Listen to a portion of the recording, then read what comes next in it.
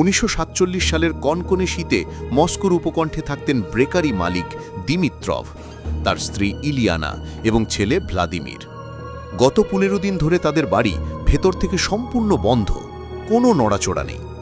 প্রতিবেশীরা কেবল সারাদিন একটি ক্ষীণ আলো জ্বলতে দেখতেন।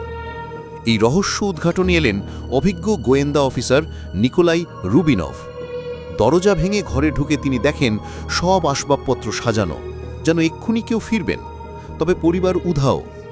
নিকোলাই এর প্রথম বিস্ময় আসে যখন তিনি ব্রেকারি ফ্লোরের একটি ভারী সিন্দুক খুললেন এবং ভেতরে বিষক্রিয়ায় মৃত অবস্থায় 3 জনের লাশ খুঁজে পেলেন।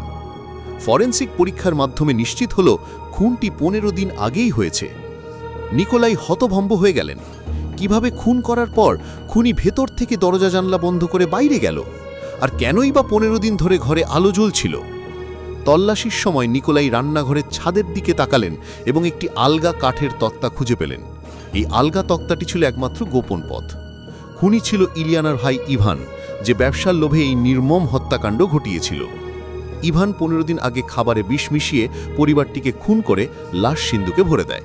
এরপর সে ভেতর থেকে সব তালা ও আরগোল বন্ধ করে দেয়।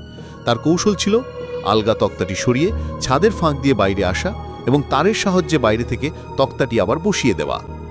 15 দিন ধরে আলো জ্বালানোর রহস্য ছিল একটি বিভ্রম। ইভান প্রতিদিন সকালে আসত এবং সেই আলগা তক্তাটি সামান্য ফাঁক করে এটি লম্বা লাঠির মাথায় মোমবাতি জ্বালিয়ে রাখত। এতে বাইরে থেকে মনে হতো পরিবারটি জীবিত আছে। নিকোলাই ইভানকে গ্রেফতার করে।